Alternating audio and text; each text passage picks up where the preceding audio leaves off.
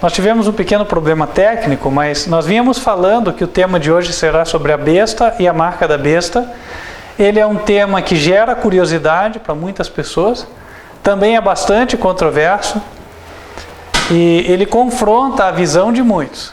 Agora, quando nós puxamos ele a partir da palavra de Deus, a verdade sobressai, a controvérsia para os sinceros vai se desvanecer e aqueles que eventualmente não tinham a opinião alinhada com a verdade das Escrituras têm a oportunidade de aceitar a palavra e andar em harmonia com ela. Nesse contexto, o apelo do céu para você desde já é que você ore, peça a Deus que te dê humildade, submissão à sua palavra, para que, independente de qual seja a revelação, você esteja pronto para recebê-la.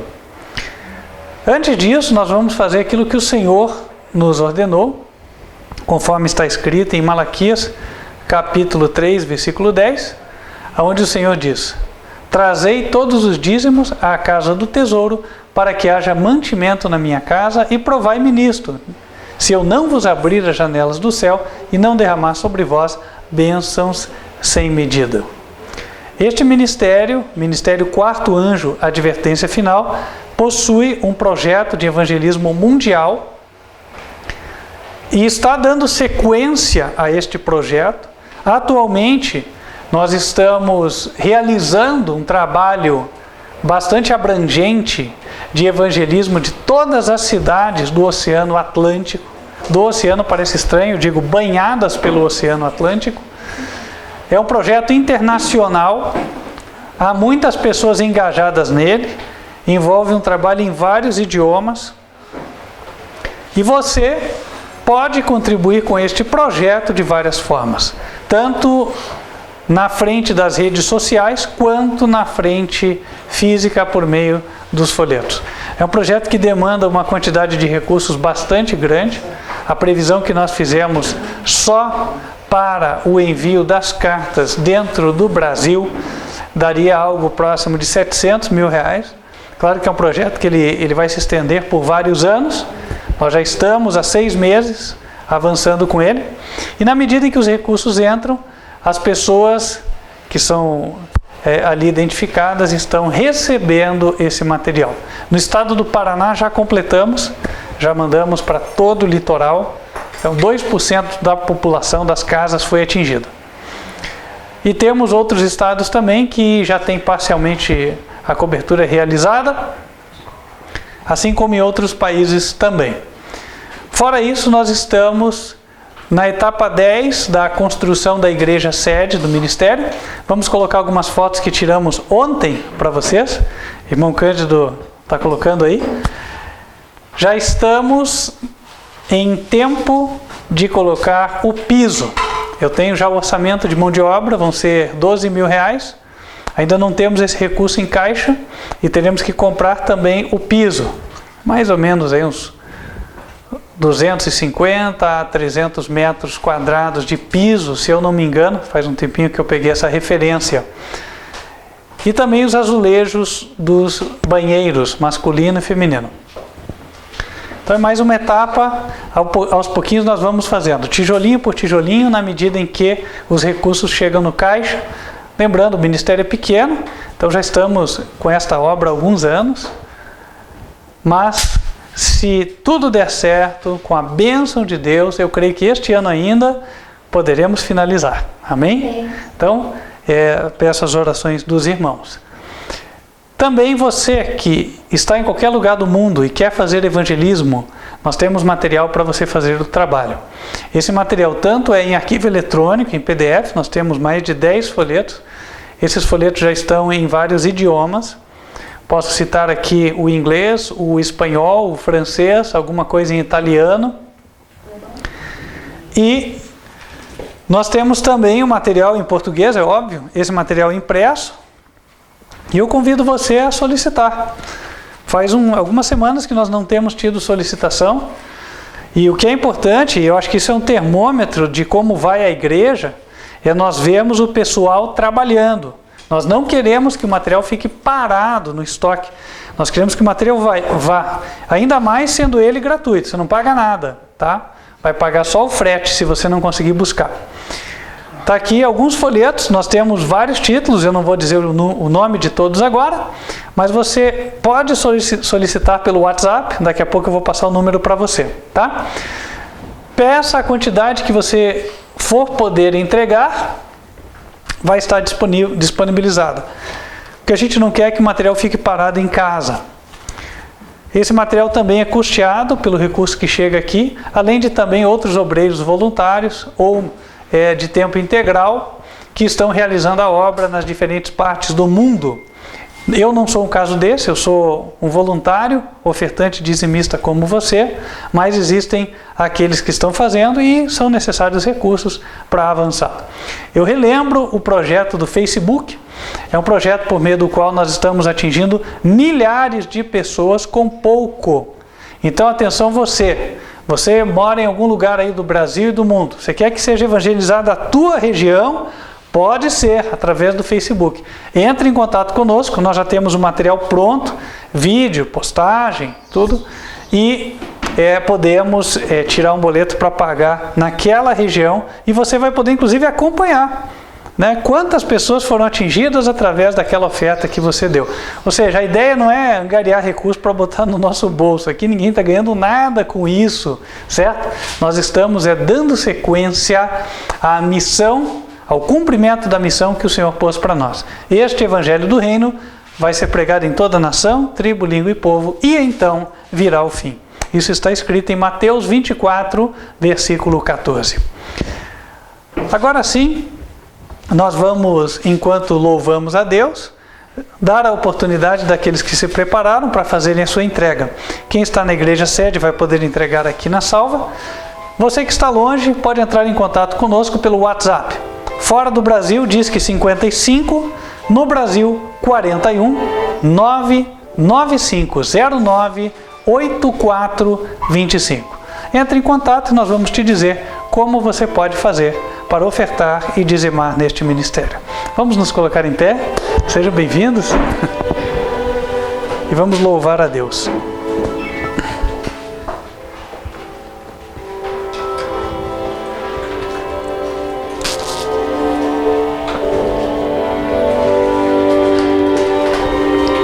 Meu melhor momento foi quando com Cristo tive um encontro que jamais esquecerei. Da vida cansado no mundo perdido, então a sua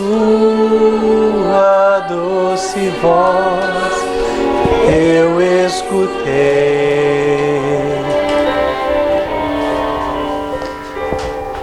Com tanto amor me chamou,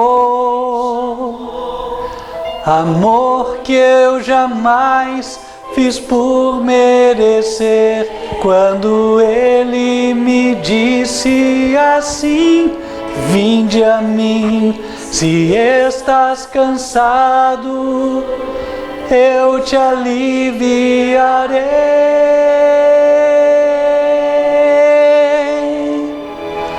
Com tanto amor me atraiu, com tanto amor que eu não resisti, chorando minha vida a Ele entreguei. Meu melhor momento foi quando o encontrei. Meu melhor momento. Vamos nos colocar de joelhos e falar com Deus.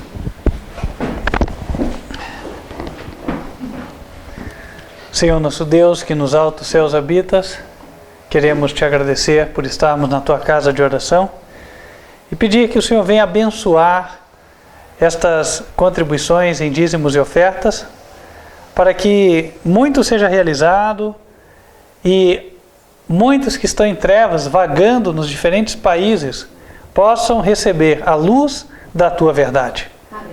Abençoe os missionários, abençoe, Senhor, os administradores desta obra, dê a eles perseverança, visão, honestidade, prudência e sabedoria. Abençoe os ofertantes e dizimistas, ó Deus, abrindo caminhos para eles e dando sempre corações voltados à tua santa obra. Pedimos, ó Deus, que venhas abençoar também o estudo da palavra, que o Senhor venha nos iluminar e esclarecer as mentes entenebrecidas, convencer os sinceros, confrontar os incrédulos e rebeldes. E assim, ó Deus, que o teu propósito seja cumprido e a tua verdade triunfe, em nome de Jesus. Amém. Amém.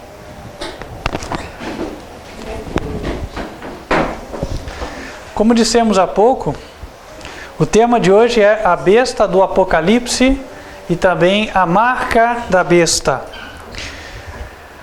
Estas duas expressões aparecem no livro de Apocalipse, é o último da Bíblia, e não são compreendidas pela maioria das pessoas, são objeto de controvérsia entre várias denominações, mas, como estão na palavra do Senhor, elas precisam ser devidamente esclarecidas. A ideia que nos permitirá compreender de forma adequada, ela começa em outra parte, no livro de Daniel. Afinal de contas, os conceitos na Bíblia, eles são frutos de uma construção. Uma construção feita ao longo do tempo. Deus revelou a sua vontade para as primeiras gerações. A Adão, depois mais tarde a Abraão, por fim a Moisés, e a partir dele a palavra escrita foi entregue no intervalo de 1600 anos aproximadamente. Sendo que o último livro, ou um dos últimos, segundo se entende, é o do Apocalipse. Mas muito antes dele veio o livro de Daniel. No capítulo 7 de Daniel,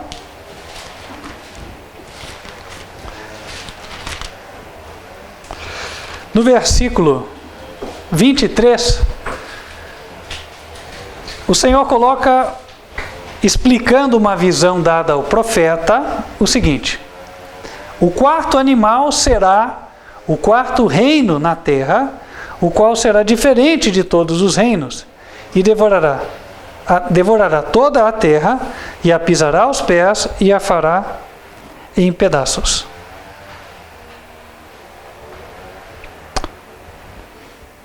Também no versículo 17, nós lemos: estes grandes animais, que são quatro reis que se levantarão da terra. Então, de Daniel, nós colhemos a informação de que animais, eles representam reinos e reis.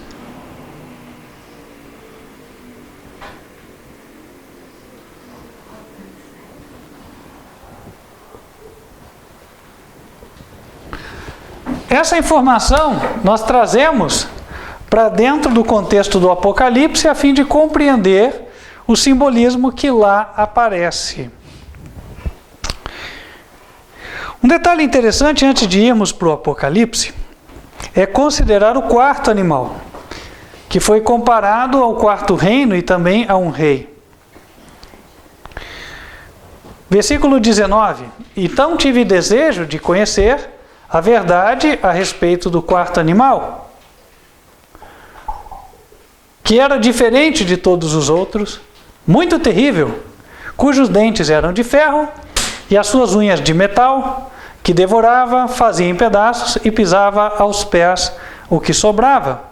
E também das 10 pontas que tinha na cabeça, etc, etc. Então pense, um animal que tinha 10 chifres.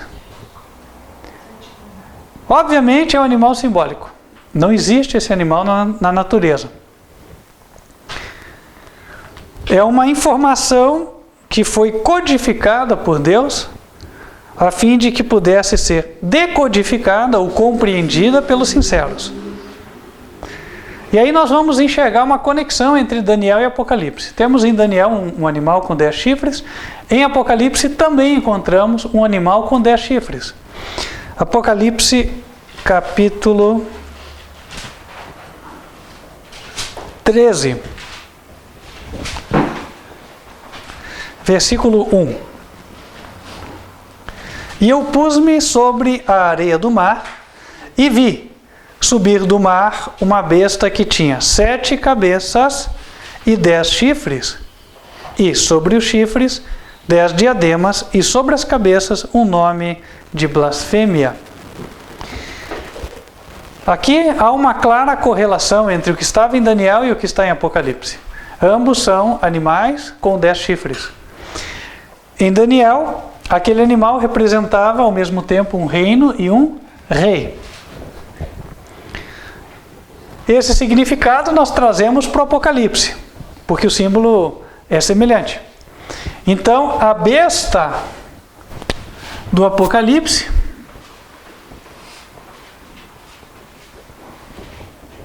ela representa um reino e um rei, certo?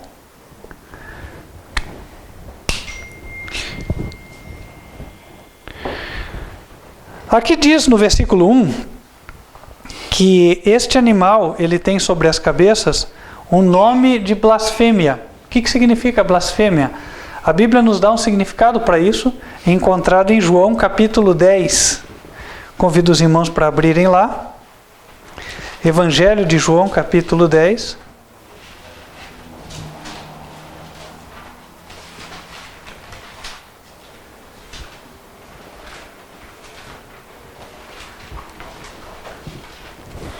Versículo 32.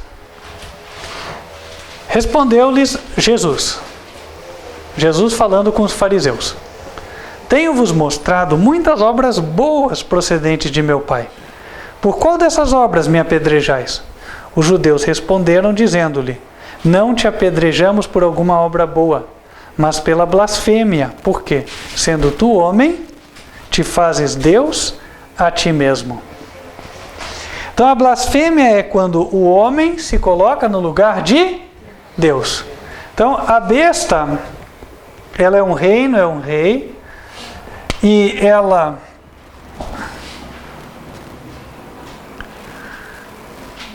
tem cabeças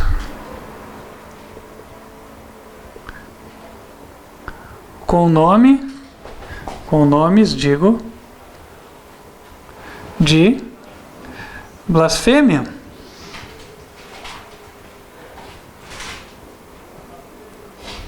Isto significa que os cabeças são os líderes, né? Isso aí não é muito difícil de entender.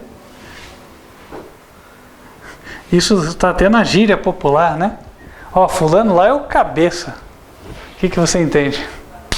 Não é o líder, é o chefe. Tem cabeças, então líderes, com nomes de blasfêmia. Então, nomes que se colocam em lugar de Deus. Eles se colocam em lugar de Deus.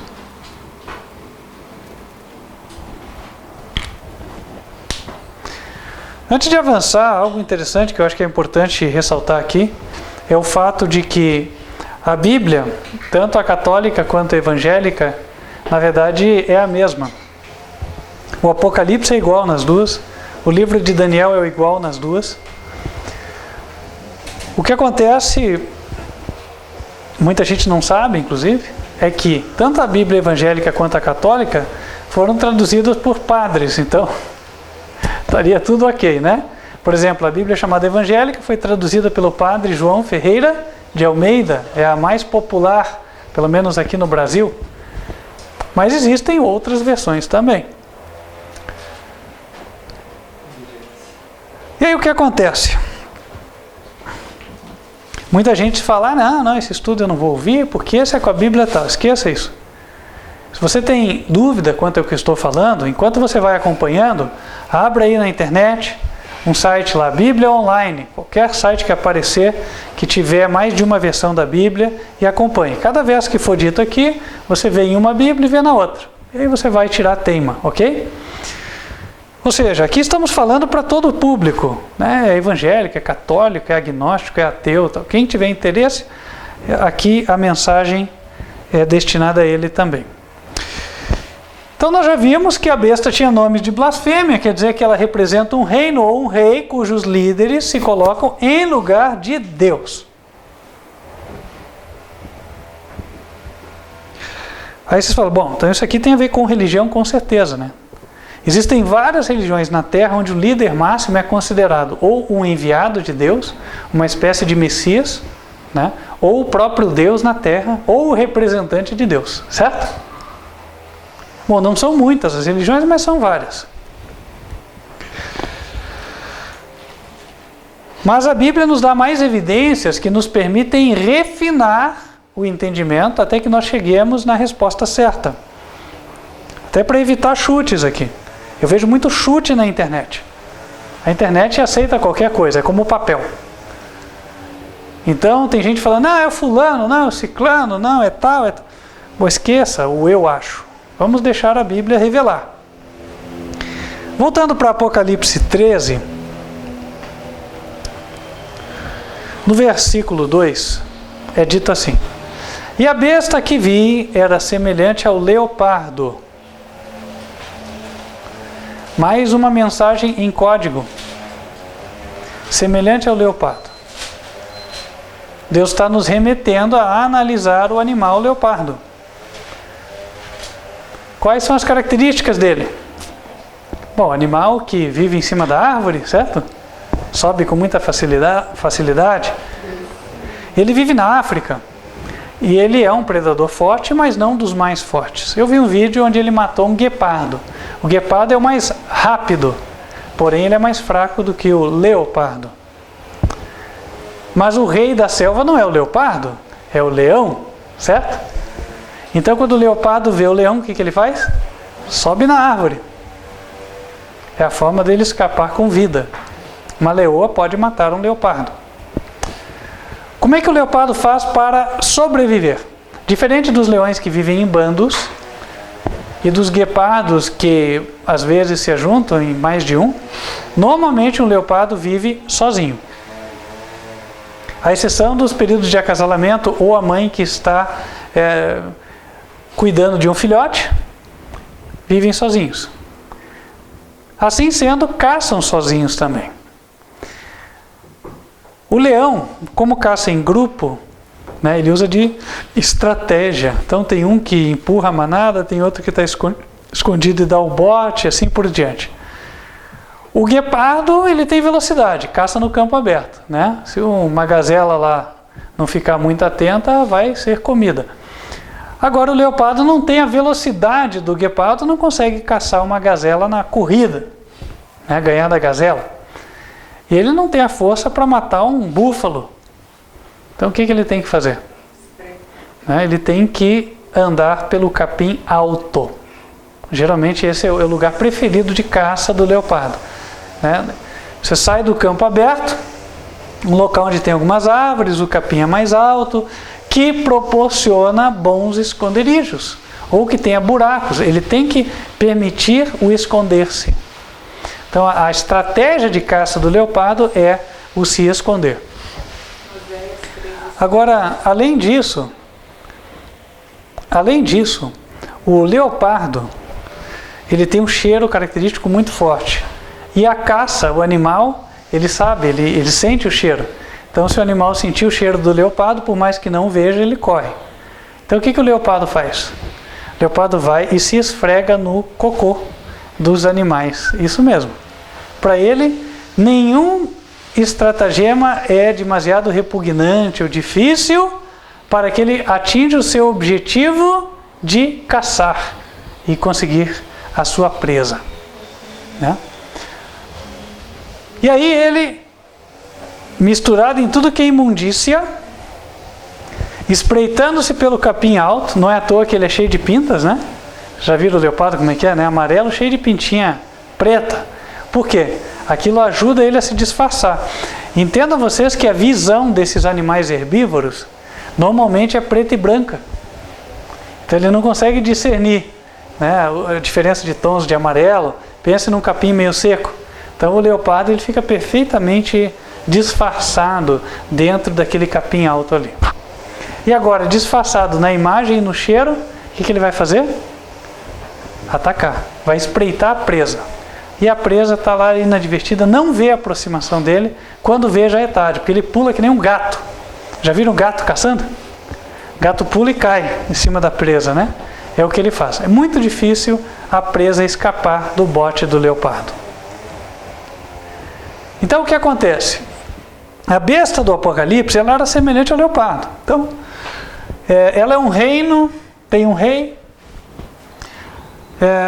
Esse rei, ele se coloca como representante de Deus e ele age por trás das cortinas. Já dissemos isso em outras vezes. Você não vai ouvir falar, olha, ele está com planos de... E aí aparecer isso na mídia popular, né? Nas grandes mídias. Não, não vai ver. Porque ele se disfarça muito bem. E quando é pego num disfarce, ele logo muda. Sabe quando é que acaba a caça do leopardo? Quando ele é visto. Quando ele é visto. Quando a caça vê ele, acabou a caça. O próprio leopardo sabe que perdeu. Ele para e a caça foge, né? Então o que ele vai fazer?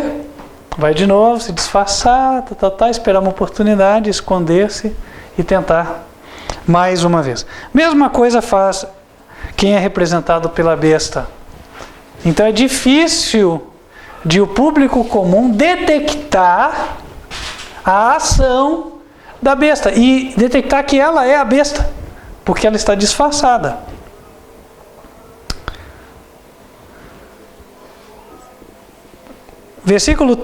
Capítulo 13, versículo 2 do Apocalipse, ele continua dizendo o seguinte: a besta era semelhante ao leopardo, e os seus pés como de urso, a sua boca como a de leão, e o dragão deu-lhe o seu poder e o seu trono e grande poderio.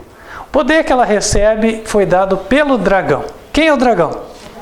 Apocalipse 12, versículo 9. E foi precipitado o grande dragão, a antiga serpente, chamada o diabo e Satanás.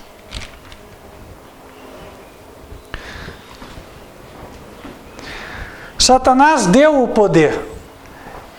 E aqui, Satanás é desmascarado. Por quê? Olhem como é que ele age, só se escondendo. Aquela imagem do desenho, né, do diabo com o chifrinho, rabinho, tridente e tal, não tem nada a ver com a realidade, né? Ou aqueles desenhos que se via antigamente, que a pessoa tinha medo, de dragãozão, todo feioso.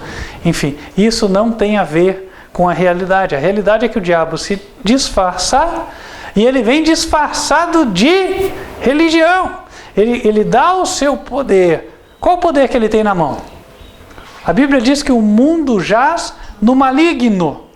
Então, o poder político, o poder econômico, eu não estou falando o poder do vizinho que é rico e tem a casa bonita na tua rua, não é isso. Estou falando o poder de quem realmente dá as cartas aqui no cenário mundial.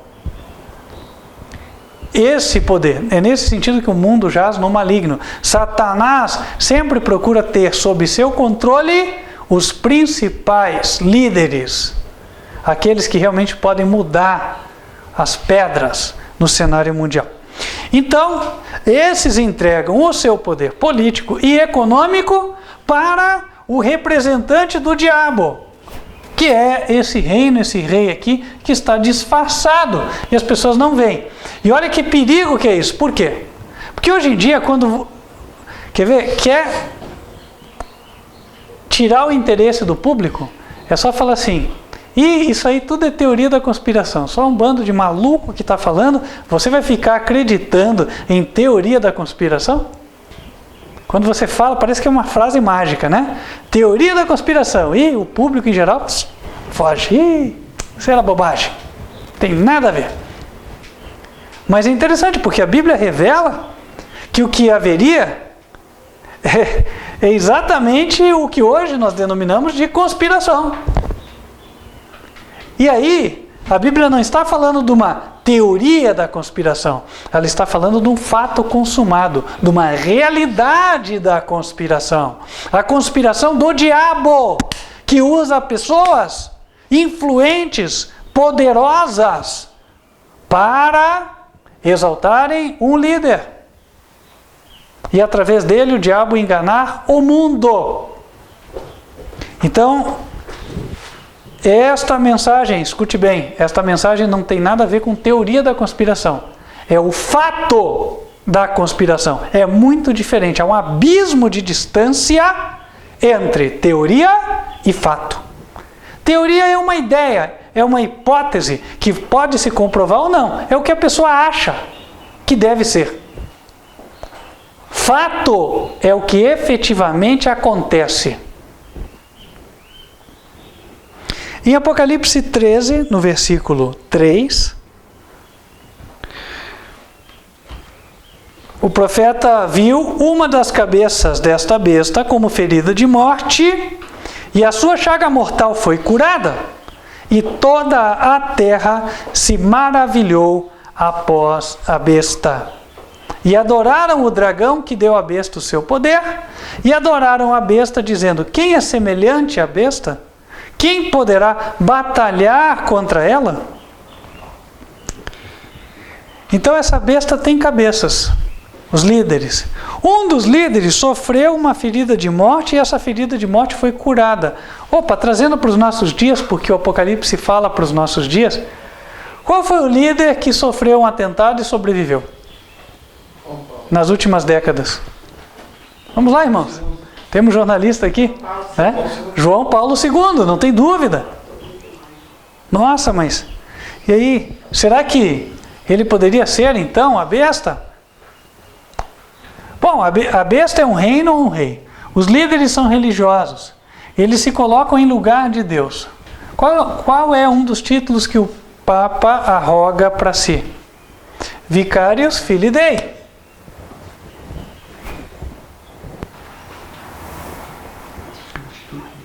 Vicarius Filii Dei. Isso é em latim. O latim é a língua oficial do Vaticano. E aqui é uma outra questão, né? Porque uma outra questão interessante. Vicarius Filii Dei, em latim, significa vigário do Filho de Deus, ou substituto do Filho de Deus. Nome de alguém que se coloca no lugar de Deus, certo? Isso coincide com o que a Bíblia diz. Líderes se colocam no lugar de Deus. Poxa, ele tem um título, substituto do Filho de Deus. O encaixe é perfeito, aqui ninguém forçou nada. Outra, é um reino e um rei. O Papa é rei desde 1929. Porque pelo Tratado de Latrão foi reconhecido o Estado do Vaticano, um país independente com regime de governo monárquico, do qual o Papa é o rei. E o reino, ora, quem é rei tem reino. O reino dele é o próprio Vaticano. Bom, segundo o que se vê aqui fora. Mas lá de dentro o que eles enxergam é que o reino do Papa tem que ser o planeta inteiro. E aí... nós vemos várias evidências que confirmam o que a Escritura coloca para nós. Vamos lá. Por que que o Vaticano usa o latim como língua oficial, que é uma língua morta e quase ninguém entende? Uma língua que quase ninguém entende, ela é conveniente para que não se saiba exatamente o que está se decidindo, o que está se escrevendo, não é assim? Uma vez eu fui visitar uma empresa, era uma empresa dinamarquesa. Aí cheguei lá, a pessoa começou a falar em dinamarquês com outro. Como é que eu fiquei? Boiando, né? Não entendia nada. Não sabia, não tinha a menor ideia do que estava acontecendo. Então, o uso de um idioma que ninguém conhece, ele é adequado para esconder aquilo que acontece. Isso vai em linha com o que a Bíblia colocou, porque a besta era semelhante a um leopardo, e o leopardo se esconde. Outra, o próprio Papa Bento XVI declarou: a Igreja Católica é a Igreja Mistério. Ora, mistério é a palavra que denomina aquilo que se envolve, aquilo que está obscuro, aquilo que não é claramente compreendido, não é assim? E também vai em linha com a revelação bíblica. Olha, a besta ela age como leopardo. Avançando mais. No versículo 4, é dito que adoraram o dragão que deu à besta o seu poder. E adoraram a besta dizendo: quem é semelhante à besta? Quem poderá batalhar contra ela? Então, a besta ela era o quê? Adorada. Sejam bem-vindos. A besta era adorada.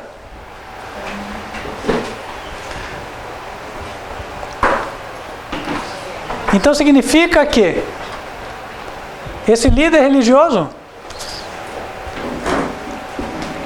recebia a homenagem e a adoração das pessoas. Então agora nós vamos tendo mais uma confirmação de quem é. Somando as evidências.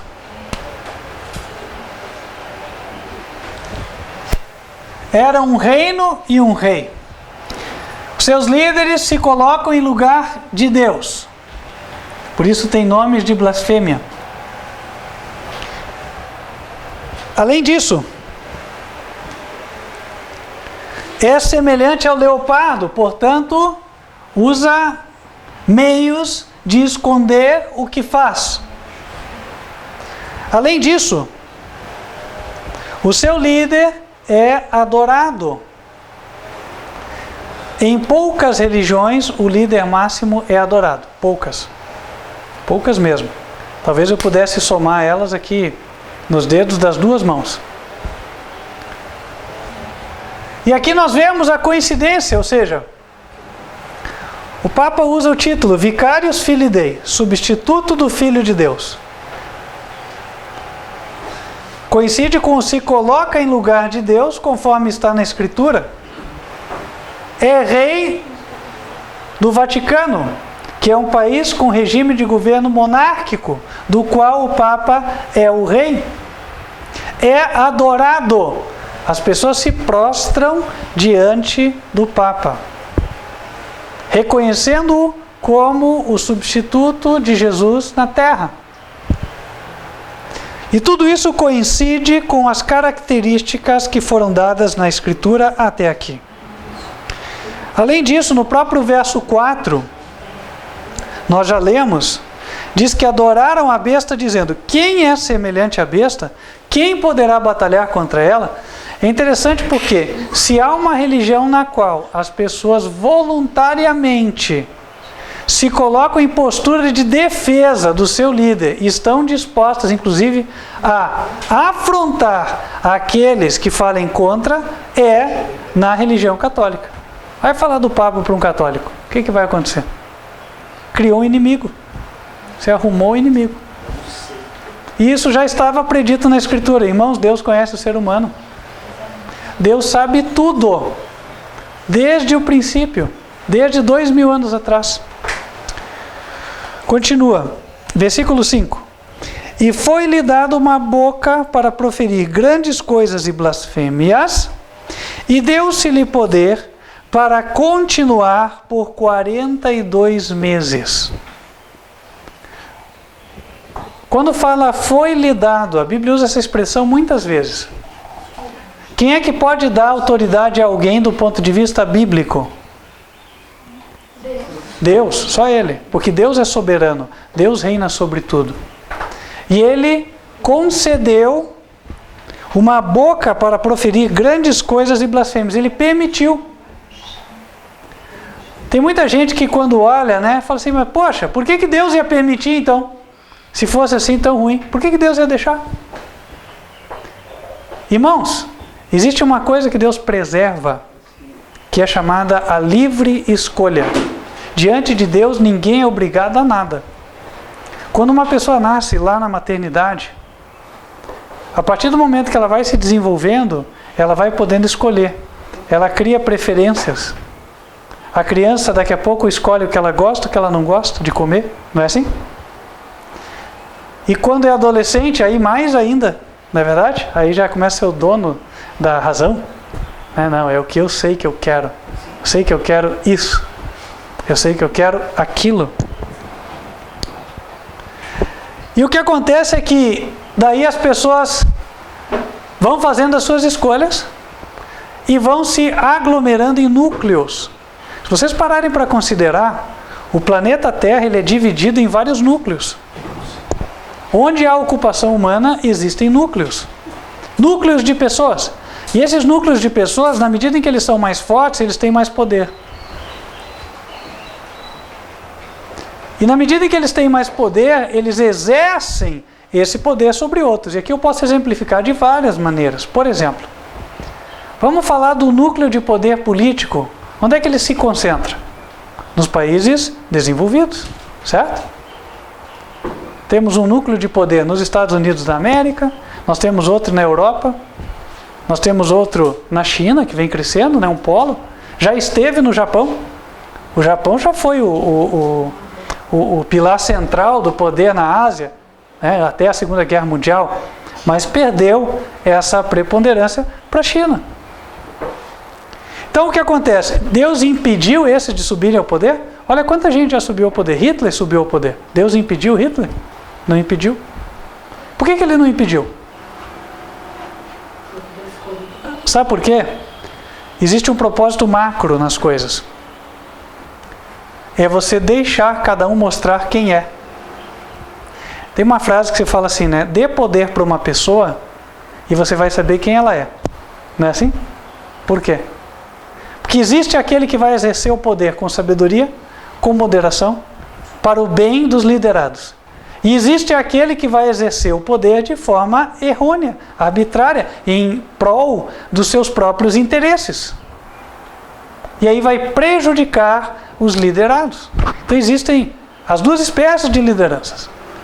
Agora, para que nós saibamos quem é um, quem é outro, Deus permite. E aí há uma razão para entendermos o porquê que tanta coisa ruim acontece e aparentemente Deus não corrige de forma imediata. Mas se Ele não corrigiu hoje, não quer dizer que Ele não vai corrigir amanhã ou depois.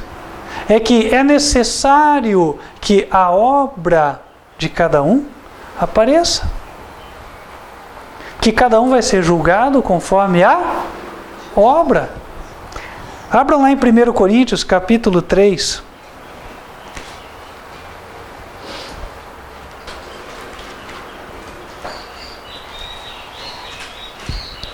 1 Coríntios, capítulo 3.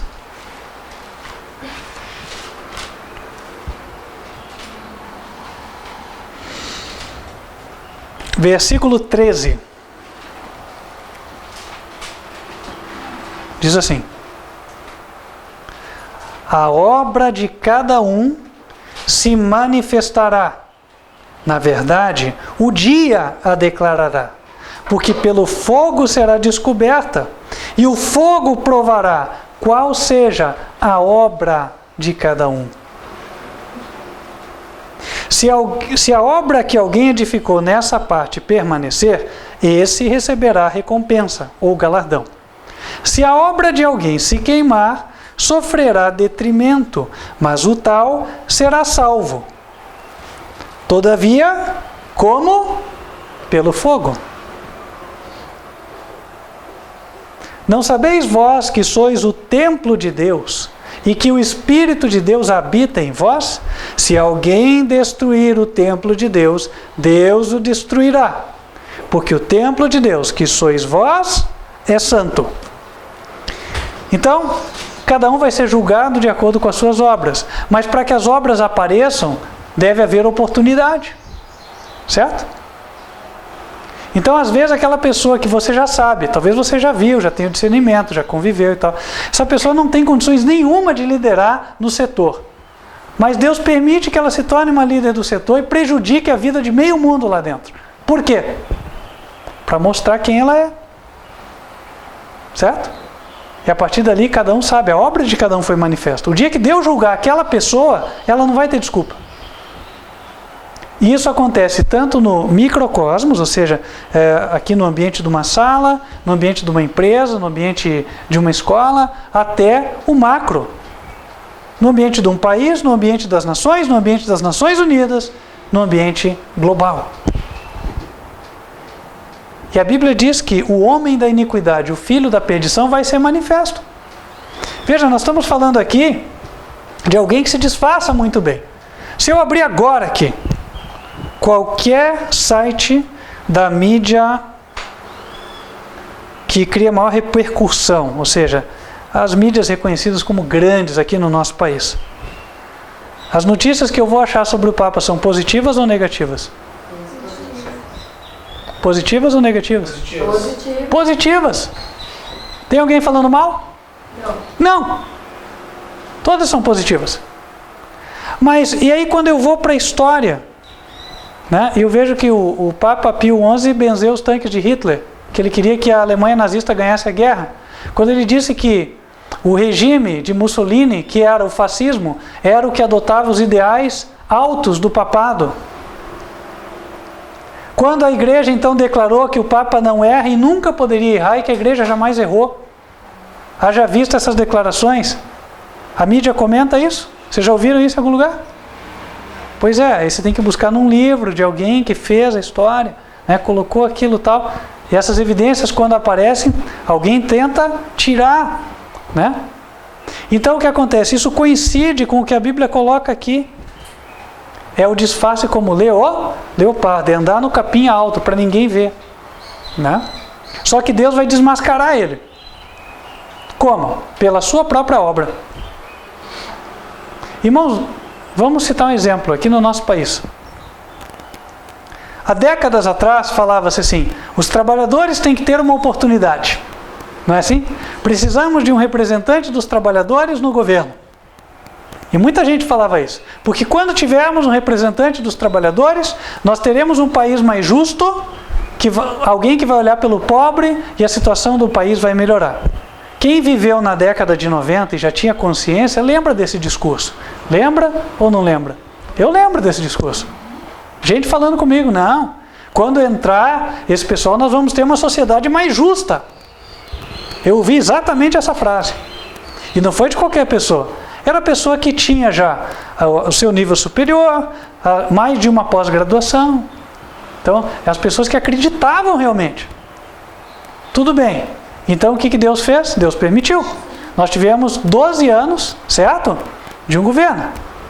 E aí, o que aconteceu depois desses 12 anos? Nós tivemos uma sociedade mais justa? Respondam, brasileiros. Não. Nós não tivemos. Opa, então aquilo que se acreditava não era bem assim. Mas para que se chegasse a essa conclusão, o que foi necessário? Foi necessário haver esse governo.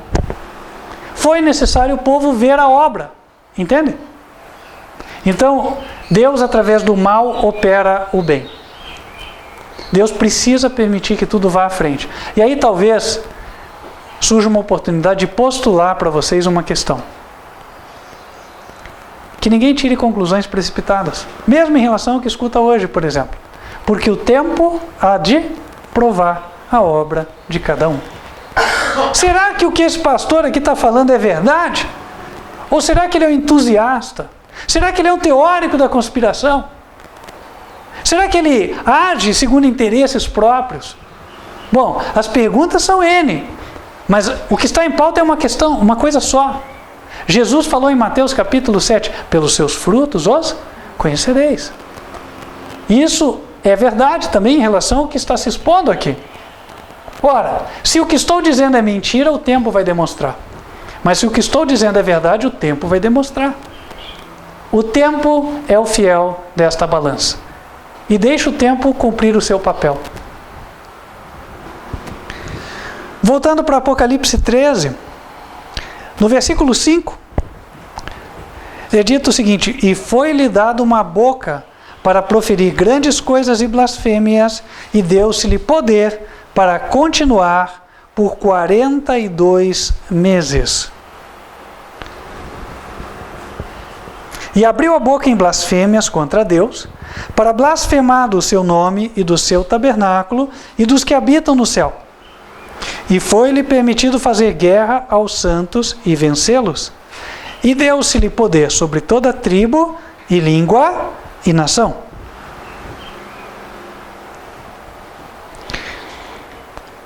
Vou voltar um ponto aqui. O que são blasfêmias? Porque aqui é dito que foi dado um período de tempo no qual a besta abriu sua boca em blasfêmias. O que são blasfêmias do ponto de vista bíblico? É interessante que o Apocalipse foi escrito pelo apóstolo João. E o mesmo apóstolo João escreveu o Evangelho de João. E lá nós vemos a explicação sobre o que é blasfêmia. Abram lá, por favor, em João 10. João capítulo 10. Versículos 32 e 33. Um diálogo entre Jesus e os fariseus. Respondeu-lhes Jesus: tenho-vos mostrado muitas obras boas procedentes de meu Pai. Por qual dessas obras me apedrejais? Os judeus responderam, dizendo-lhe: não te apedrejamos por alguma obra boa, mas pela blasfêmia. Por quê? Sendo tu homem, te fazes Deus a ti mesmo. Qual é a blasfêmia? Alguém se colocar no lugar de Deus. Aí eu volto. O título da tiara papal: Vicarius Filii Dei, vigário do Filho de Deus, ou substituto do Filho de Deus. É exatamente o que acontece. Lá em Apocalipse 13 foi dito que daria esse poder por 42 meses. Nós já sabemos que os meses na Bíblia têm uma duração de 30 dias. Vamos fazer uma conta. Aqui. 42 vezes 30, certo? Baixo zero, 3 vezes 2, 6, 3 vezes 4, 12. 1260. O Senhor nos esclarece que, para Ele, um dia também equivale a um ano. Abro em Números, capítulo 14, versículo 34. Números, capítulo 14, versículo 34.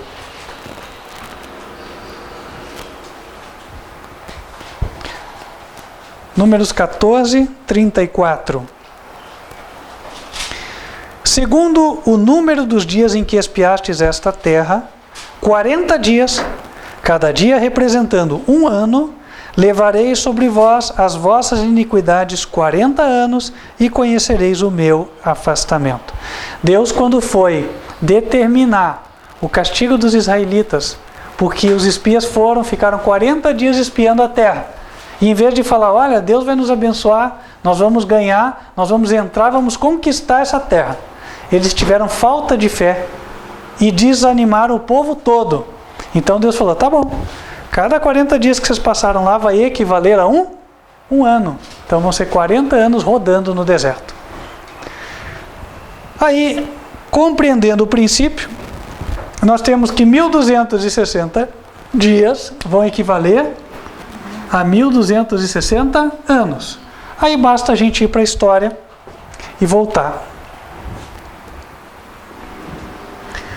No ano de 538, o imperador romano Justiniano, gravem esse nome, declarou o bispo de Roma como cabeça da igreja. Oficialmente falando, foi a partir dessa época que passou a surgir Papa. Para quem não sabe, até esta época, a igreja era espalhada, a igreja romana era espalhada, Só que haviam vários bispos proeminentes, aqui e ali. Por exemplo, um bispo muito proeminente era o bispo de Constantinopla. E mais tarde, inclusive, lá pelo ano 1100, se eu não me engano, houve o famoso cisma da igreja, que daí a igreja se dividiu em dois e ficou uma como sendo a igreja católica romana e a outra como católica ortodoxa. E por que houve isso? Ora, porque desde que o imperador declarou o bispo de Roma como sendo cabeça, houveram outros que eram cabeças e se sentiram insatisfeitos, desprestigiados. E aí houveram tensões internas, lutas políticas, e que acabaram gerando aquela cisão por volta de depois do ano 1000. E aí, de 538 para frente, o papado ganhou muito poder político, a ponto de ser o soberano da Europa. Isso aí é incontestado na história. Como a Bíblia disse, deu-se-lhe poder sobre toda tribo e língua e nação. A Europa é um continente composto de muitas tribos que deram origens aos povos. Por exemplo, os alemães. Qual era a tribo que deu origem aos alemães? Quem lembra? Germanos. Né? Quem deu origem aos suecos e os suíços?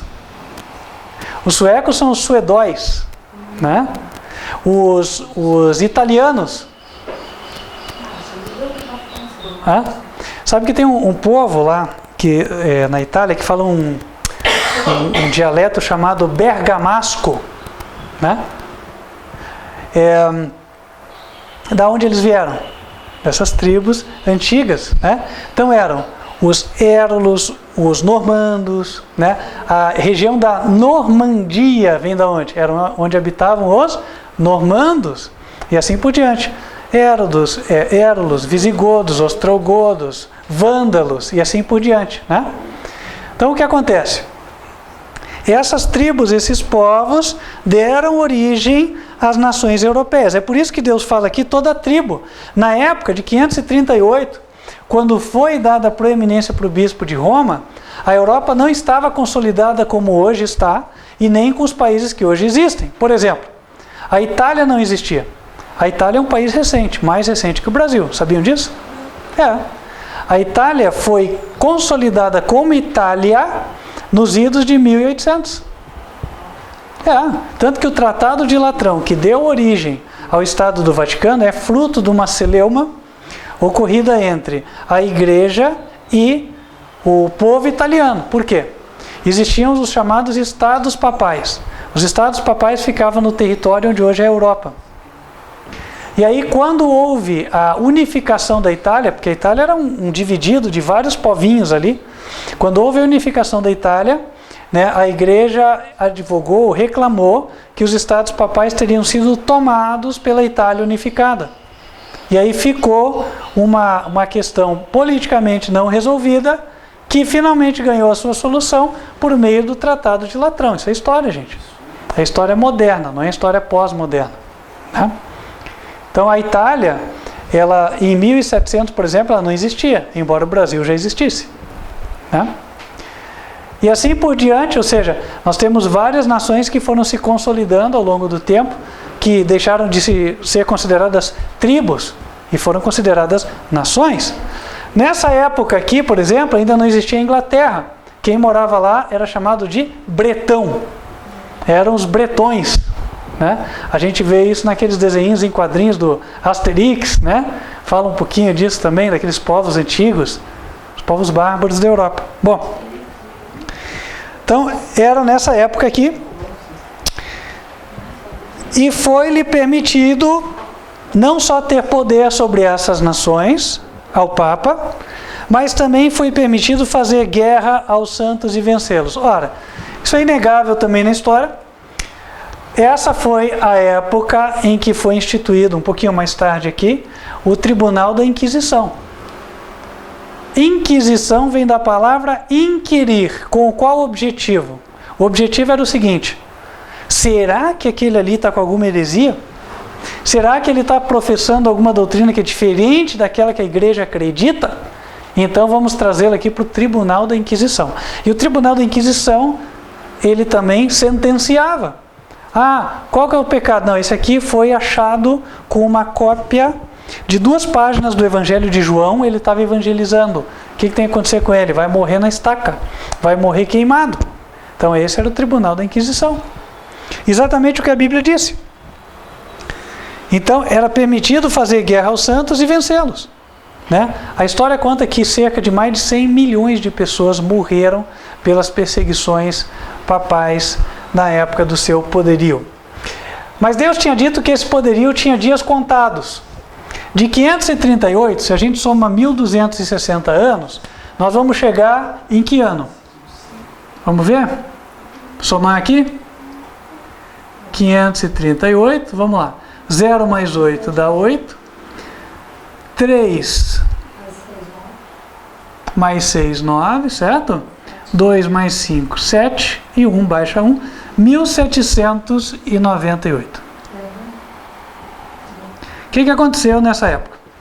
Nós estávamos na época próxima da Revolução Francesa. A França era governada pelo rei Napoleão Bonaparte e estava estendendo as dimensões do seu império. E Napoleão foi ganhando força e foi estendendo o seu império até aquela fatídica campanha na Rússia, onde o general Inverno derrotou as tropas francesas que morreram de frio. Mas, na sua campanha expansionista, Napoleão Bonaparte ordenou seu exército invadir a que hoje é a Itália. E nesta invasão, os exércitos comandados pelo general Berthier aprisionaram o Papa Pio VI, o qual morreu no exílio, e acabou o poder temporal papal. Dali para frente não se viu mais Tribunal da Inquisição de forma aberta, perseguições de forma aberta, pessoas morrendo na fogueira, na estaca, por acusação de heresia por conta da igreja, sendo que ficou-se, portanto, reconhecido como um marco do fim do poder temporal papal, tal como Deus havia dito. 1260 anos de supremacia. Para finalizar, versículo 8. E adoraram-na todos os que habitam sobre a terra, esses cujos nomes não estão escritos no livro da vida do Cordeiro, que foi morto desde a fundação do mundo. Irmãos, a mensagem que se traz a partir deste verso é o seguinte: Deus não erra na avaliação. Deus não erra. Hoje, a maioria das pessoas que vier escutar isso aqui lá no YouTube vai fazer assim, ó, em vez de fazer um assim, né? A maioria não vai concordar, vai achar que isso aqui é a teoria da conspiração, que não tem nada a ver com a verdade, que isso aqui é gente que não gosta da igreja, que tem uma celeuma, tem um trauma, qualquer coisa tal, né? Ou é coisa de protestante fanático. A maioria vai dizer isso aí. Uma minoria vai dizer, não, isso aí está certo, é o que a Bíblia diz e tal. Essa é a controvérsia. Só que Deus diz assim, ó, quem adorou esse poder? Quem adorou o papado? Os que não têm o nome escrito no livro da vida. Deus não erra no julgamento. Porque Deus via uma turma que tinha o poder e que estava matando a outra turma que estava estudando a Bíblia. Como é que Deus ia avaliar isso aí? Deus não erra na avaliação. E vocês estão ouvindo a verdade hoje. A verdade confronta. É verdade, eu concordo que a verdade confronta, né? Mas ela não deixa de ser verdade porque ela confronta.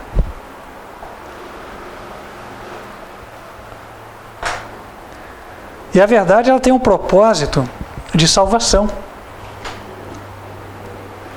Um dia, aqueles que abraçarem a verdade vão agradecer os que pregaram lá no céu. Agora, até esse dia chegar lá, aqueles que falarem a verdade vão levar muitas pedras. E é normal, porque sempre foi assim.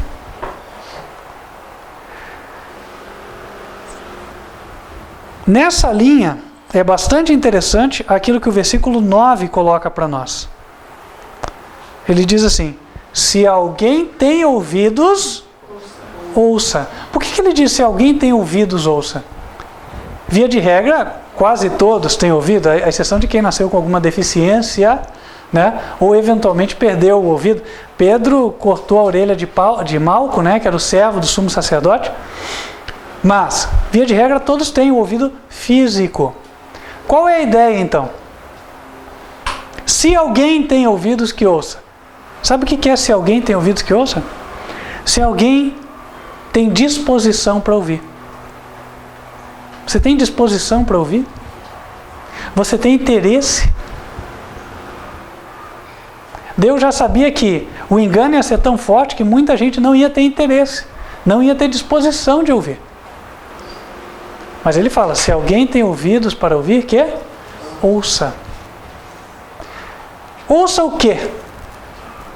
A Bíblia usa exatamente essa mesma expressão dentro do livro de Apocalipse, porém em outro capítulo, para que não se tenha dúvida quanto a de quem vem a voz.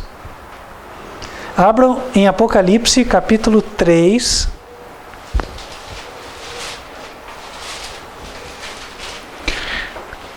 versículo 6. Apocalipse 3, versículo 6. Diz assim: quem tem ouvidos, ouça o que o Espírito diz às igrejas. Agora vamos no 13. Quem tem ouvidos, ouça o que o Espírito diz às igrejas. Agora vamos no versículo 22.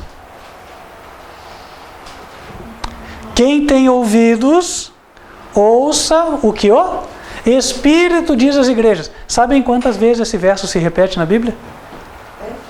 Sabem quantas vezes? 7. Nós lemos 3, estão nesse capítulo. As demais 4 estão no capítulo 2. 7 vezes. 7 para Deus é o número do quê? Perfeição. Da perfeição. Isso quer dizer o seguinte, é a palavra de Deus. Quem tem ouvidos, você tem interesse de ouvir? Você tem disposição para ouvir? Então, dê atenção àquilo que Deus diz. Dê atenção.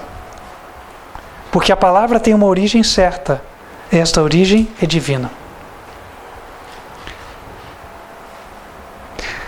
Voltando para Apocalipse 13, versículo 10. Se alguém leva em cativeiro irá. Se alguém matar a espada, necessário é que a espada seja morto. Aqui está a paciência e a fé dos santos. Deus aqui revela o futuro de antemão. Tudo que for feito trará uma consequência certa e duradoura. Isso vale para a nossa vida individual. Isso vale para as ações em coletivo também. Então, tudo que a igreja fez, se ela matou 100 milhões, ela vai pagar por isso. Quem participou, vai pagar. Quem concordou, vai pagar. Assim como na minha vida espiritual aqui. O que eu fizer, eu também vou pagar pelo que eu fizer. Seja bom ou seja mal. A Bíblia diz em Apocalipse, capítulo 22, que Jesus está para vir logo.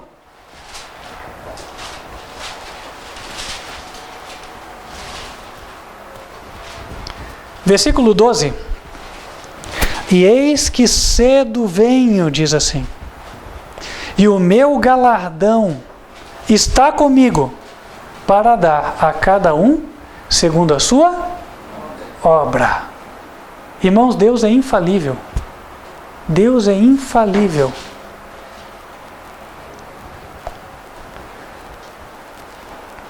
Cada um receberá recompensa segundo as suas obras. Porém, ao mesmo tempo que Deus é infalível, Deus é misericordioso.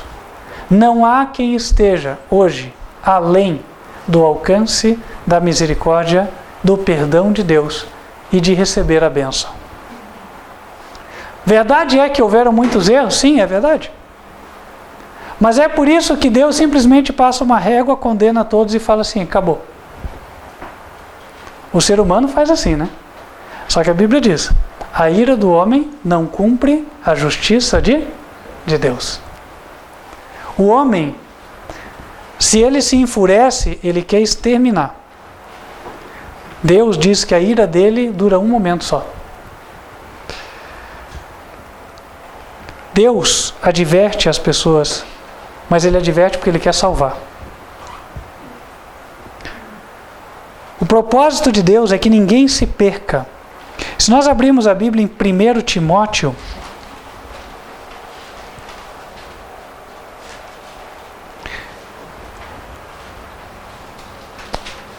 no capítulo 2, versículo 3, nós encontramos o seguinte: porque isto é bom e agradável diante de Deus, nosso Salvador, que quer que todos os homens se salvem e venham ao conhecimento da verdade.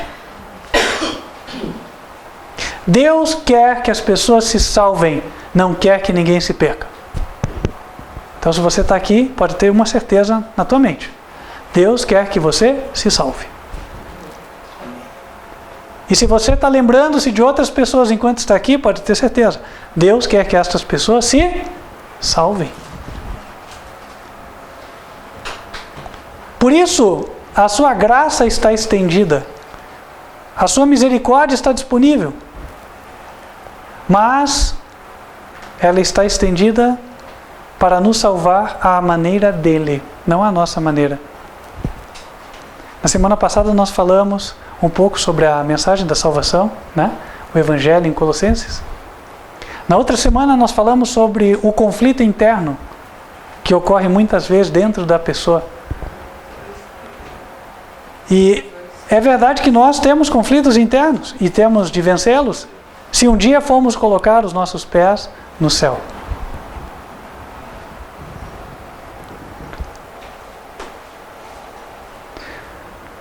Por isso, em 1 Timóteo, ainda no capítulo 2, no versículo 1,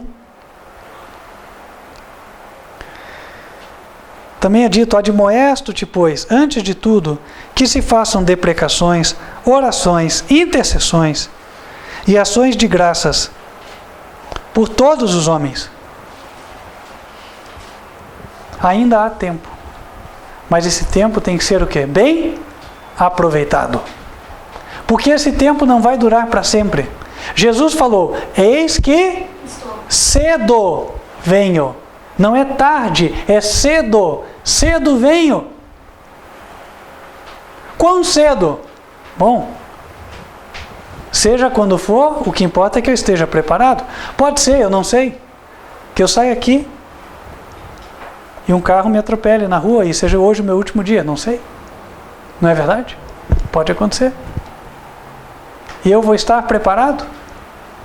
Será que toda a verdade que eu recebi foi acariciada no meu coração? Foi valorizada? Foi fruto de meditação? De eu considerar na minha mente, eu falar: poxa, realmente, Senhor, eu vou te seguir.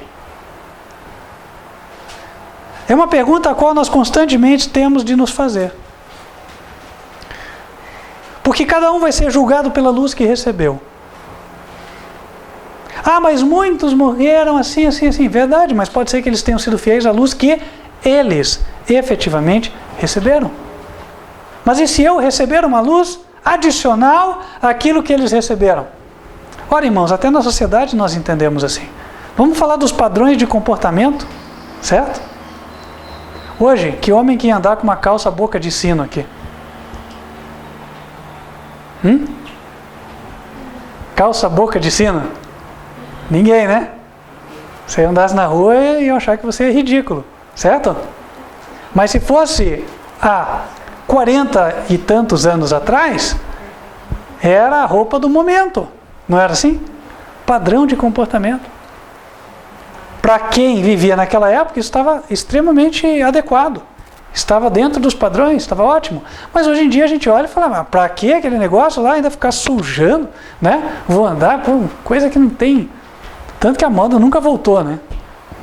Outras voltaram, essa aí até hoje pelo menos não apareceu. Então o que acontece? Na medida em que há mais luz, em que há mais conhecimento, espera-se viver-se conforme essa luz. Ontem eu fui na obra da igreja. Aí está lá a estrutura do pessoal que toma banho. Aí entrei sem querer, assim, eu vi uma calça sobrando, eu falei, poxa, eu vou colocar porque acho que vai chover, não tinha ninguém na obra e tal. Vou esconder ela ali para não ficar tomando chuva. Aí peguei a calça tal, abri. Quando eu abro, eu olho assim, eu vi que era o lugar onde eles tomavam banho, mas eu não vi chuveiro. Eu falei, cadê o chuveiro? Olhei e estava só um cano assim. Mas tinha o registro ali embaixo, falei, tá, eles tomam banho com a água só do cano. Eu nunca vi, né? Eu falei, nossa, as pessoas se viram de cada forma, né? Outro dia eu falava com o meu tio, ele falou, não, na minha época, nossa, quando a gente conseguiu bombear a água para casa, para não precisar mais trazer de balde, já foi um sucesso, né? E aí, depois a gente pegava e esquentava lá na panela, aí tinha um chuveirão que você jogava, e você dava uma rosqueada, começava a cair a água, assim, tipo um balde com...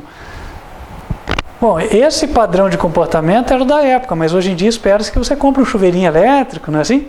E vá usar e tal. Então, irmãos, mesma coisa com a luz espiritual, a luz da palavra. Meu pai, minha mãe, meu avô, todo mundo creu assim, morreu assim. Tudo bem, eles. A luz deles foi uma, a tua é outra. Não posso viver segundo a luz do meu bisavô. Hoje tem mais luz. E isso, gente, transcende a questão de em qual igreja eu nasci. Aqui tem gente que nasceu em várias igrejas diferentes. Se eu perguntasse aqui, com certeza eu vou ouvir vários nomes. Né? Agora, eu posso garantir a vocês que hoje há luz adicional em relação ao ambiente no qual você cresceu. E Deus espera que vivamos de acordo com essa luz. Em Romanos 2, ele fala explicitamente isso. Romanos 2.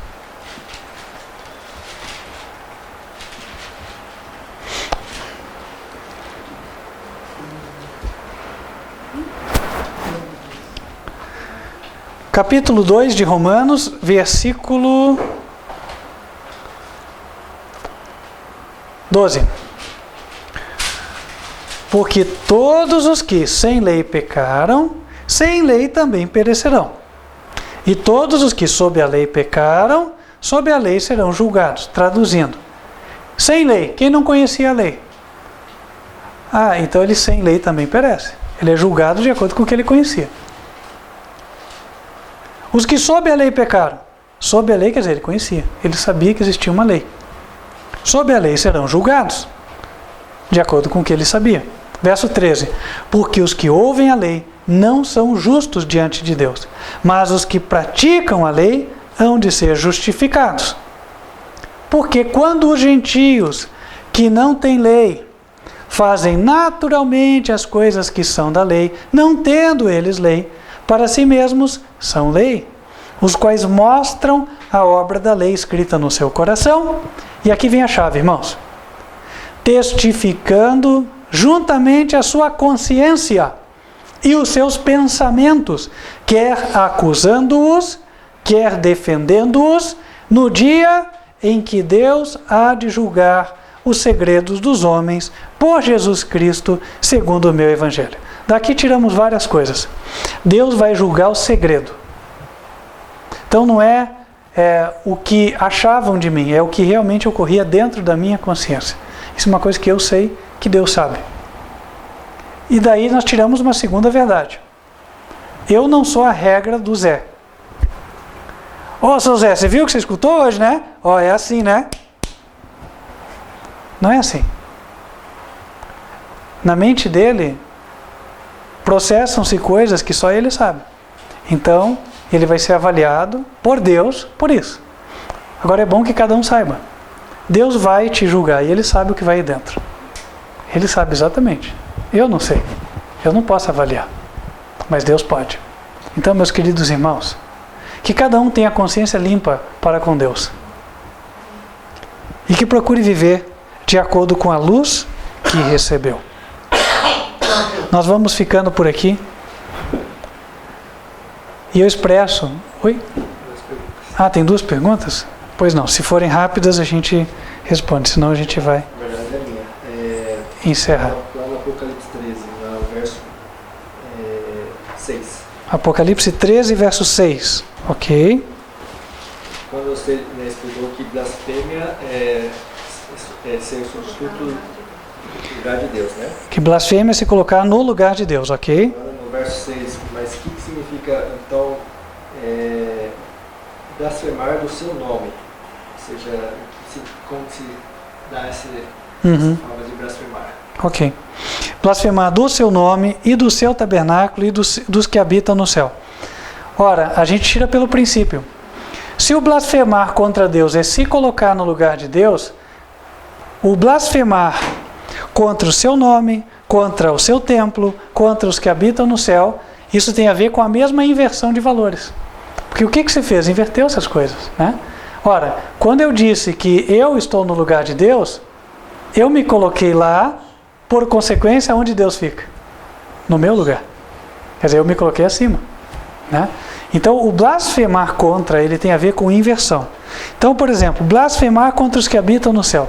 As pessoas que morriam nas fogueiras e na estaca, como é que elas morriam? Não sei se você já viu ou leu algum relato, né, sobre isso, deve ter lido. Mas não era assim, simplesmente vamos lá, o dia tal vai queimar o fulano de tal. Não era assim que acontecia. Existia toda uma cerimônia antes de queimar a pessoa.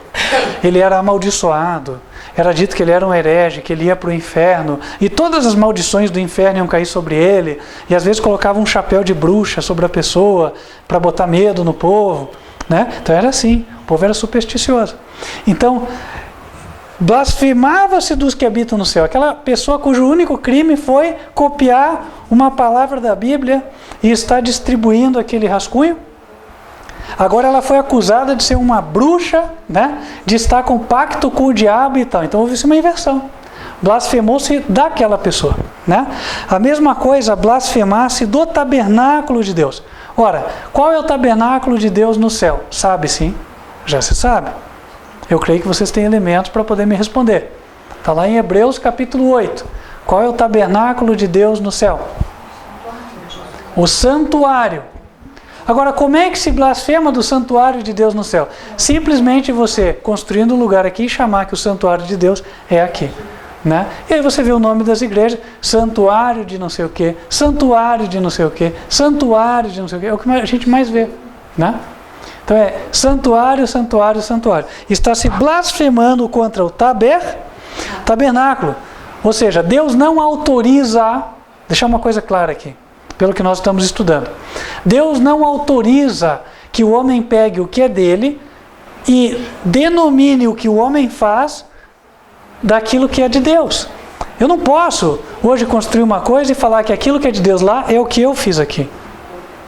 Não me é permitido fazer isso, né? Então, esse ensinamento do verso 6, ele transmite isso. Deus não permite essa inversão de valores, seja ela em qualquer esfera. A esfera pode ser eu, como pessoa, me colocar no lugar de Deus, ele não permite. A esfera pode ser eu construir a minha igreja e colocar ela no lugar do templo de Deus, ele também não permite. E eu colocar uma pessoa que é de Deus como se não fosse de Deus, como se ela fosse do inimigo, Deus também não permite. Um detalhe, talvez só para reforçar, gente, que pode ajudar. Não é meramente nominar a igreja como santuário. É que na esteira disso acaba vindo uma série de costumes que realmente demonstram a intenção de substituir o que é de Deus pelo que é do homem. Exemplo. Quem é o nosso intercessor? Jesus. Onde está isso na Bíblia? 1 Timóteo capítulo 2, versículo 5, certo? Porque há um só Deus e um só intercessor entre Deus e os homens, Jesus Cristo, o homem. Tá bom. Só que daí, quando a igreja foi denominada de santuário, em seguida foi instituído o que? O confessionário. Onde é que a pessoa faz a confissão? Dentro da estrutura da igreja. Existe um lugar lá chamado confessionário, que numa parte entra o sacerdote, o qual não é visto, e na outra parte senta-se alguém no banquinho e vai fazer a confissão. Então a confissão ocorre dentro do lugar que é chamado de santuário aqui na terra. Então não é o mero, não, só porque eu chamei aqui de santuário. Não, é que na esteira disso vem o substituir efetivamente aquilo que é feito no céu pelo que é feito na terra. Mas, quem é que ouve a minha oração quando eu oro em nome de Jesus? Deus, e Jesus intercede em favor daquela oração, certo? Agora, quando eu pratico confissão, quem é que está ouvindo a minha oração? O homem, né? Então, este homem, e daí não é só o Papa, que é o líder máximo, pode ser o padre da paróquia aqui, ou qualquer outro, porque não é a Igreja Católica a única que pratica isso, diga-se de passagem, tá? Existem várias outras igrejas que também praticam.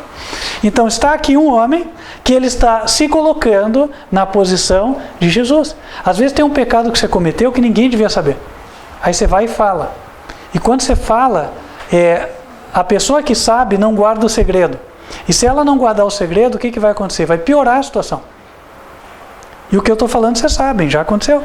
Né? É uma coisa que efetivamente acontece, e não raramente.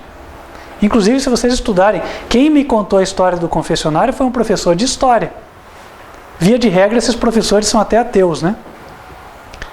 Ele me contou a história do confessionário, sem viés nenhum religioso. O que ele disse? Falou, a história do confessionário é uma.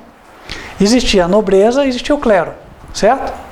Então, os camponeses eram tão judiados pela nobreza que de tempo em tempo eles se revoltavam. Eles planejavam as revoltas e eles iam contra lá o senhor feudal e tal, para se livrarem daquele jugo. E daí o que acontecia? Os nobres queriam saber quem era o cabeça da rebelião antes da rebelião acontecer. E aí, em conjunto com a igreja, foi instituído o confessionário. Aí ia lá o camponês, pobrezinho, né? Olha, estou com pecado. Por quê? Não, porque estão planejando uma rebelião, assim, assim, assim. Aê, quem que é? Ah, fulano de tal. Os nobres ficavam sabendo, iam lá, pegavam só o cabeça. Então, é assim que, ou por este motivo, que foi instituído o confessionário, segundo a história. Eles interpretaram confessais uns aos outros de uma forma errônea, no caso. Na verdade, veio fruto do interesse político, vamos colocar assim. Né? A nobreza queria saber onde estava a fonte da rebelião, antes de a rebelião insurgir. Né? Ok? Então, irmãos, quando uma pessoa também, né, a gente fala assim de liderança, mas quando uma pessoa ouve a palavra e ela vê claramente que a palavra diz, mas ela escolhe acreditar de outra forma, ela não está se colocando no lugar de Deus? É a palavra de Deus, né? Não, aí não. Aí não. Foi perguntado se quando a pessoa ouve uma coisa e ela escolhe outra coisa, se ela está se colocando no lugar de Deus. Não. Deus nos deu livre escolha. Como criaturas nós temos livre escolha. Se eu quiser acreditar que a minhoca é Deus, isso é uma questão pessoal minha. Entendeu? Né? Deus vai respeitar. Gente, você vai lá na tribo indígena, o índio acredita que determinadas coisas da natureza são Deus. E a crença dele, Deus não matou o índio por conta disso. Deus deu a mesma oportunidade de vida para o índio que deu para qualquer pessoa. Então, irmãos, entendam uma coisa. Não confundam verdade com liberdade de escolha. Liberdade de escolha todo mundo tem. E é uma verdade que Deus concede a liberdade de escolha. E mais. O fulano de tal quer discordar de mim 100%. Pois eu tenho que dar a minha vida pelo direito dele de discordar de mim. Certo? Essa é uma verdade divina também. Tá? A liberdade de escolha é plena. Né? Agora, a liberdade de escolha plena não altera a verdade de Deus. Entende a diferença? Então é isso. A verdade de Deus continuará sendo a verdade dele. Por mais que das 7 bilhões de pessoas da Terra, cada um tenha a sua. Deus vai continuar tendo a dele. E aqueles que quiserem pertencer ao seu reino, terão de se alinhar com a verdade dele. Onde é que está a verdade de Deus? Está revelada na sua palavra. E aí, meus irmãos, eu acho que tem um detalhe que eu acho que vale para nós, assim como conversa, até coloco, né? Nós aqui, no plano humano, nós seres humanos, nós temos que ter muito tato, né? Muito cuidado, assim. Por quê? Porque Deus não nos deu a liberdade de impor as crenças a ninguém. Né? Então, Deus diz lá em Romanos 2, verso 8, a bondade de Deus te chama ao arrependimento. Se alguém um dia entrar pelos portais de Deus, não foi porque foi amarrado. Ele entrou por quê? Porque Deus ganhou aquele coração. Ontem eu estava escutando um vídeo, achei muito interessante, era um vídeo de 10 minutos. Recomendo a quem achar escutar. Né? Ele colocava assim, 6... Tá, eu posso falhar no termo aqui, tá? Porque eu não estou lembrando certinho. Mas eram 6 táticas ou estratégias, enfim, para você obter um sim da pessoa. Né? E claro que daí a pessoa que fala isso é num contexto de quer vender um produto, tal. Não vou entrar nesse mérito aí. Mas o que me chamou a atenção foi a primeira característica. Qual é a primeira característica que nos leva a obter, ou aumenta as nossas chances de obter um sim da outra pessoa? Ela é uma característica chamada reciprocidade. Reciprocidade. E aí ele exemplifica. Sabe o que é reciprocidade? É o seguinte: quando alguém faz para você um favor muito grande, que te marca, inclusive, que é marcante, você se sente na obrigação de retribuir. Não é assim? Quando alguém faz um favor muito grande, você se sente na obrigação de retribuir. E aí, eu fiquei meditando nisso. Falei, poxa, Deus é maravilhoso, né? Por quê? Deus, para poder nos atrair, o que ele fez? Ele fez o maior favor que poderia ser feito. Pois ele sacrificou o próprio Filho. E o que ele quer é que a gente entenda, o que a gente aprecie o que ele fez.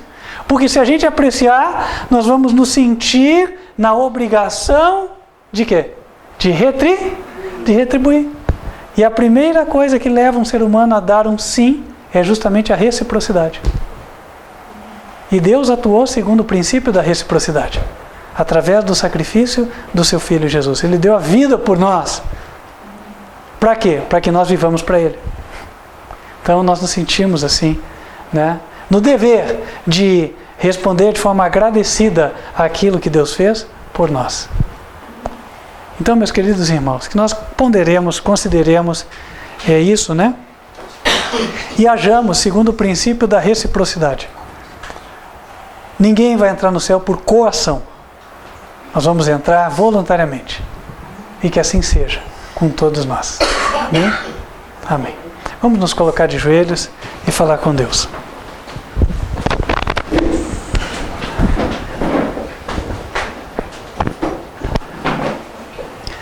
Senhor nosso Deus, que nos altos céus habitas, nós queremos te agradecer pela tua misericórdia, pelo teu amor para conosco e pedir ao Senhor que o Senhor continue nos ajudando, nos ensinando, para que permaneçamos sempre no teu caminho, que leva até os portais do céu. Ajuda-nos, Senhor, a sempre estarmos motivados a andar em harmonia com a tua verdade. E que voluntariamente, Senhor, sempre tomemos a decisão ao teu lado. Vem estar com todos que aqui se encontram. Vem estar, Senhor, com aqueles que nos assistem em qualquer lugar do planeta. E assistir todos os que de coração sincero desejam andar nos teus caminhos. Abençoe, Senhor, este ministério humilde e faze dele sempre um propagador da tua verdade. Esteja com aqueles que têm o encargo de transmitir a mensagem e com aqueles que a recebem e passam a ter o encargo de retransmitir.